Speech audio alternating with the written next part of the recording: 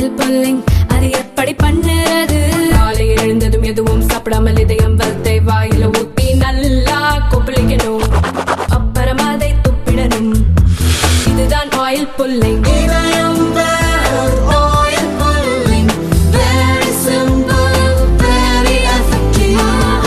தமிழகத்தில் நடைபெறும் பாலியல் அத்துமீறல்களுக்கு முற்றுப்புள்ளி வைக்க வேண்டும் என்றால் எடப்பாடி பழனிசாமி தலைமையில் அதிமுக ஆட்சிக்கு வர வேண்டும் என்று அதிமுக மகளிர் அணி செயலாளர் வளர்மதி கூறியுள்ளார்.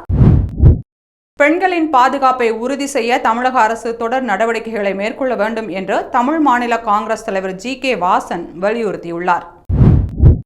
கோவை அருகே 17 வயது சிறுமி 7 பேரால் கூட்டு பாலியல் வன்கொடுமைக்கு ஆளானதாக வரும் செய்தி அதிர்ச்சி அளிக்கிறது என்று அதிமுக பொதுச் செயலாளர் எடப்பாடி பழனிசாமி தெரிவித்துள்ளார்.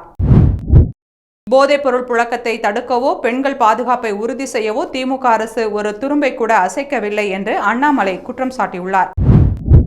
புதிய மதுபான தொழிற்சாலைகள் மற்றும் மது கடைகளுக்கு அனுமதி தரும் என்ஆர் காங்கிரஸ் பாஜக அரசின் முடிவை கைவிடக் கோரி இந்திய கம்யூனிஸ்ட் புதுச்சேரியில் ஆர்ப்பாட்டம் நடத்தியது.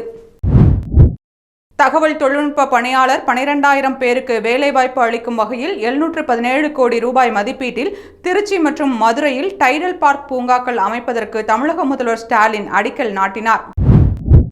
இந்தியாவில் இருக்கும் பிற மாநிலங்களை விட தமிழக அரசின் சிறைத்துறை ஒரு முன்மாதிரி துறையாக திகழ்கிறது.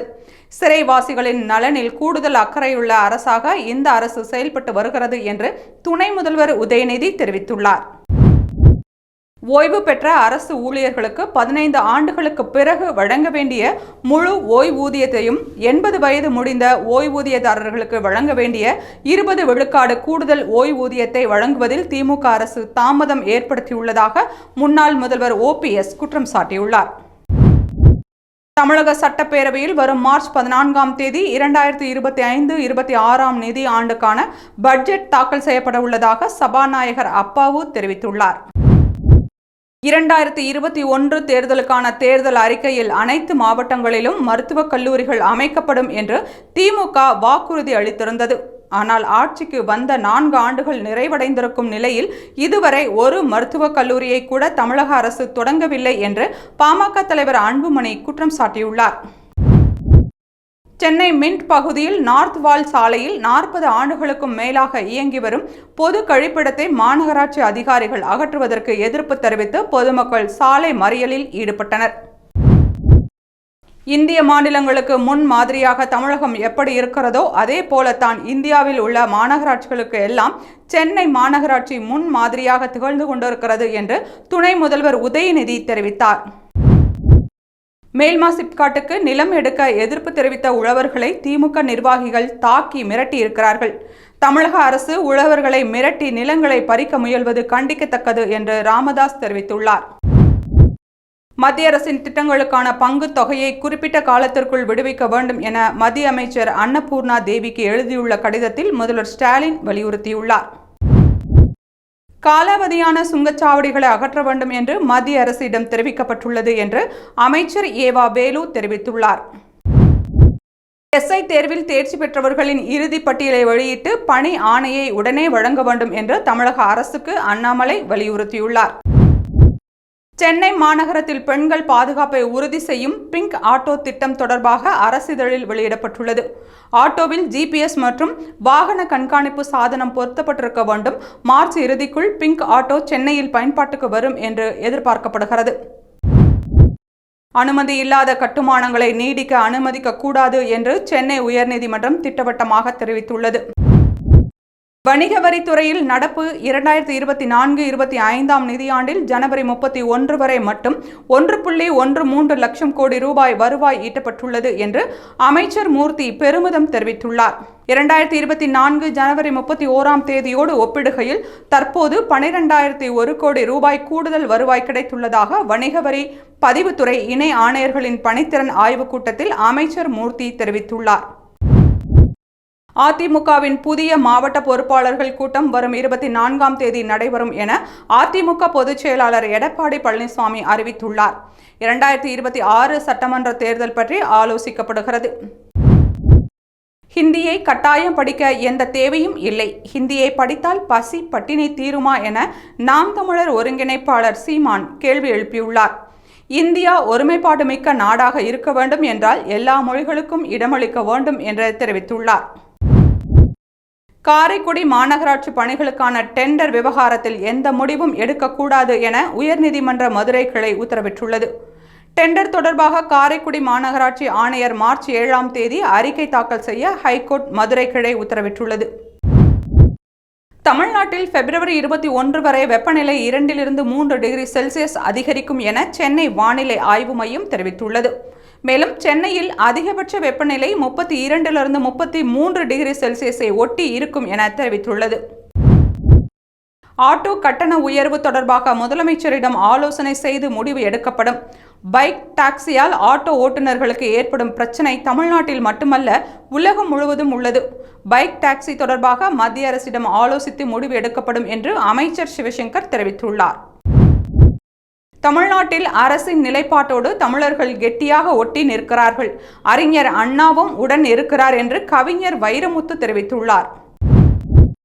சென்னை ரேஸ் கிளப்பில் உள்ள கோல்ஃப் மைதானத்தில் நீர்நிலை அமைப்பதற்கான பணிகளுக்கு தடை கோரிய வழக்கை சென்னை உயர்நீதிமன்றம் தள்ளுபடி செய்து உத்தரவிட்டுள்ளது. இந்தி திணிப்பை அதிமுக ஒருபோதும் ஏற்றுக்கொள்ளாது. அதிமுகவை பொறுத்தவரை எப்பொழுதும் இருமொழி கொள்கைதான் என்று அதிமுக முன்னாள் அமைச்சர் ஜெயக்குமார் தெரிவித்துள்ளார். சென்னை விமான நிலையத்திற்கு புதிதாக 2 அதிநவீன தீயணைப்பு வாகனங்கள், நவீன மருத்துவ கருவிகள் பொருத்தப்பட்ட 4 புதிய அவசர ஊர்திகள் வழங்கப்பட்டுள்ளது. இதன் மூலம் விமான நிலையத்தில் உள்ள தீயணைப்பு வாகனங்களின் எண்ணிக்கை 9ஆகவும் அவசர ஊர்திகளின் எண்ணிக்கை 6ஆகவும் அதிகரித்துள்ளது. தமிழ்நாட்டில் சிறந்த 10 கைவினை கலைஞர்களுக்கு பூம்புகார் மாநில விருதுகளை முதலமைச்சர் ஸ்டாலின் வழங்கினார். 65 வயதிற்கு மேற்பட்ட 9 கைவினைஞர்களுக்கு வாழும் கைவினை பொக்கிஷம் விருதுகள் வழங்கப்பட்டன. கைத்தறி தொழிலின் பங்களிப்பு, அபிவிருத்தி, படைப்புகளின் சிறந்த 10 கைவினைஞர்களுக்கு விருதுகள் வழங்கினர். மதத்தால், இனத்தால், மொழியால் தமிழக மக்களை பிளவுபடுத்தி பார்க்க முடியாது. மதுரை மக்கள் ஒற்றுமையாக உள்ளனர். சங்கிகள்தான் திருப்பரங்குன்றம் பிரச்சனையை ஊதி பெரிதாக்குகின்றனர் என அமைச்சர் சேகர் பாபு தெரிவித்துள்ளார்.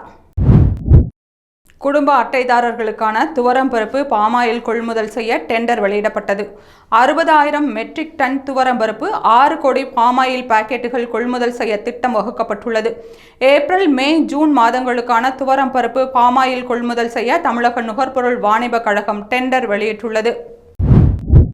சென்னையில் அனைத்து மின்சார ரயில்களிலும் கூடுதலாக போலீஸ் பாதுகாப்பு அளிக்கப்பட்டுள்ளது. பழவந்தாங்கல் ரயில் நிலையத்தில் பெண் காவலரிடம் செயின் பறிப்பு சம்பவம் எதிரொலியாக கூடுதல் பாதுகாப்பு வழங்கப்பட்டுள்ளது. இரவு 10 மணி முதல் 12 மணி வரை செல்லும் அனைத்து மின்சார ரயில்களிலும் கூடுதல் போலீஸ் பாதுகாப்பு வழங்கப்பட்டுள்ளது. தமிழகத்தில் தனியார் பள்ளிகளில் படிக்கும் 56 லட்சம் மாணவர்களில் குறைந்தது 30 லட்சம் பேர் மும்மொழி கற்பதாக தமிழ்நாடு பாஜக தலைவர் அண்ணாமலை தெரிவித்திருந்த நிலையில் சிபிஎஸ்இ பள்ளிகள் தவிர கட்டாய ஹிந்தி பாடம் எங்கும் இல்லை. பிற தனியார் பள்ளிகளில் எந்த பொது தேர்விலும் ஹிந்தி கிடையாது. தமிழ்நாட்டில் வெறும் 3.16% பள்ளிகளில் மட்டுமே ஹிந்தி கட்டாயம் என்று டிஎன் ஃபேக்ட் செக் அண்ணாமலைக்கு பதில் அளித்துள்ளது. இனி எந்த யூடியூப் நிகழ்ச்சிகளிலும் பங்கேற்க கூடாது என்று பெற்றோர் குறித்து ஆபாசமாக பேசிய யூடியூபர் ரன்வீர் அல்லபாடியாவுக்கு உச்சநீதிமன்றம் உத்தரவிட்டுள்ளது. இந்திய தலைமை தேர்தல் ஆணையராக ஞானேஷ்குமாரை நியமிப்பது குறித்த மத்திய அரசின் அறிவிப்பு அவசரமாக எடுக்கப்பட்ட முடிவு என்று காங்கிரஸ் விமர்சித்துள்ளது. கத்தார், இந்தியா இடையே இரட்டை வரி விதிப்பு முறையில் மாற்றத்திற்கான ஒப்பந்தம் கையெழுத்தானது. அரசுமுறை பயணமாக இந்தியா வந்துள்ள கத்தார் மன்னர் முன்னிலையில் கையெழுத்து போடப்பட்டது. தலைமை தேர்தல் ஆணையர் நியமனத்தில் எந்த விதிமீறல்களும் இல்லை.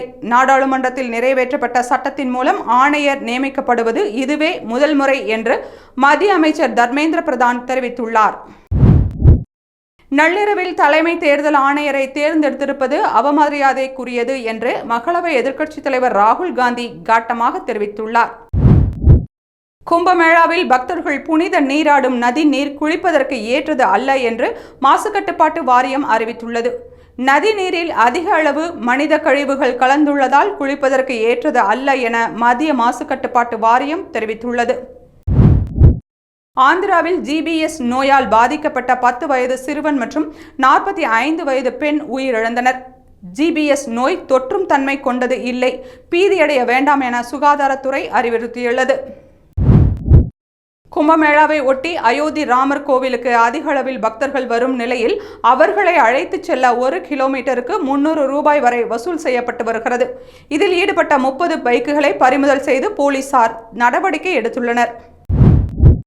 அகஸ்டா வெஸ்ட்லேண்ட் ஹெலிகாப்டர் ஊழலில் இடைத்தரகராக செயல்பட்ட கிறிஸ்டியன் மைக்கேல் ஜேம்ஸுக்கு உச்சநீதிமன்றம் ஜாமீன் வழங்கியது. தமிழக முதல்வர் ஸ்டாலின் அரசு கொள்கை முடிவாக பகுதி நேர ஆசிரியர்களை பணி நிரந்தரம் செய்ய வேண்டும் என்று பகுதி நேர ஆசிரியர்கள் கூட்டமைப்பு மாநில ஒருங்கிணைப்பாளர் எஸ். செந்தில்குமார் வலியுறுத்தியுள்ளார். கோவை குனியமுத்தூர் பகுதியில் 17 வயது சிறுமியை கல்லூரி மாணவர்கள் 7 பேர் கூட்டு பாலியல் வன்கொடுமை செய்துள்ள நிகழ்வு மிகுந்த அதிர்ச்சியை ஏற்படுத்தியுள்ளது. அறிவார்ந்த தமிழ் சமுதாய இளைஞர்களை திமுக அரசு பாழ்படுத்தி வைத்திருப்பதை வெளிச்சம் போட்டு காட்டுகிறது என்று மத்திய இணையமைச்சர் எல். முருகன் கூறியுள்ளார்.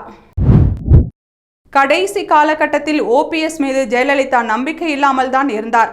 அதை நான் வெளியே சொன்னால் அரசியல் நாகரிகமாக இருக்காது என்பதால் தான் இதுவரை சொல்லவில்லை என்று சட்டசபை எதிர்க்கட்சி துணைத் தலைவர் ஆர். பி. உதயகுமார் தெரிவித்தார். பெஞ்சல் புயலால் பாதிக்கப்பட்ட 18 மாவட்ட விவசாயிகளுக்கு நிவாரணம் வழங்க 498.8 கோடி ரூபாய் ஒதுக்கீடு செய்து முதல்வர் ஸ்டாலின் உத்தரவிட்டுள்ளார். மும்மொழி கொள்கையை ஏற்காத மாநிலத்திற்கு நிதி ஒதுக்கக்கூடாது என அரசமைப்பு சட்டத்தில் எங்கு உள்ளது என இந்திய கம்யூனிஸ்ட் மாநில செயலாளர் முத்தரசன் கேள்வி எழுப்பியுள்ளார். கோவையில் தனியார் கல்லூரிகளைச் சேர்ந்த மாணவர்கள் 7 பேர் சேர்ந்து 17 வயது சிறுமியை விடுதி அறைக்கு வரவழைத்து கூட்டு பாலியல் வன்கொடுமை செய்திருக்கின்றனர் என்று வெளியாகியுள்ள செய்தி அதிர்ச்சி அளிக்கிறது என பாமக தலைவர் அன்புமணி ராமதாஸ் தெரிவித்துள்ளார். ஒட்டுமொத்த தமிழ்நாட்டு மக்களும் ஒன்றிணைந்த தமிழக முதல்வர் தலைமையில் வெகுண்டு எழக்கூடிய சூழ்நிலையை உருவாக்க முயற்சித்துக் கொண்டிருக்கிறது மத்திய அரசு என்று அமைச்சர் சேகர்பாபு தெரிவித்துள்ளார். அதிராம்பட்டினம் பகுதியில் அங்கீகாரம் இன்றி செயல்பட்ட சிபிஎஸ்இ பள்ளியில் 10ஆம் வகுப்பு மாணவர்கள் பொதுத் தேர்வு எழுத முடியாமல் போன விவகாரத்தில் 19 மாணவர்களின் எதிர்காலம் கருதி மாநில பாடத்திட்டத்தில் தேர்வெழுத மாநில அரசு நடவடிக்கை எடுத்துள்ளது. ஆட்சியில் இருப்பவர்கள் தங்கள் சுயலாபத்திற்காக தனியார் பள்ளிகள் பெருக வேண்டும் என்பதற்காக சதி செய்து அரசு பள்ளி மாணவர்களுக்கு 3வது மொழியை கொடுக்க மறுக்கிறார்கள். தமிழகத்தில் இருக்கும் மெட்ரிகுலேஷன் பள்ளிகளில் தமிழ் ஏன் கட்டாயம் ஆக்கப்படவில்லை, தமிழை ஆப்ஷனல் மொழியாக வைத்திருப்பது ஏன் என தமிழக பாஜக தலைவர் அண்ணாமலை கேள்வி. தவேக தலைவர் விஜய் ஒரு தனியார் சிபிஎஸ்இ பள்ளியை நடத்துகிறார். விஜய் வித்யாசிரம் என்ற அந்த பள்ளியில் ஹிந்தி கற்பிக்கப்படுகிறது என்று அதற்கான ஆதாரங்களை வெளியிட்டு மும்மொழி கொள்கையை எதிர்ப்பது ஏன் என விஜய்க்கு அண்ணாமலை ஆவேச கேள்வி.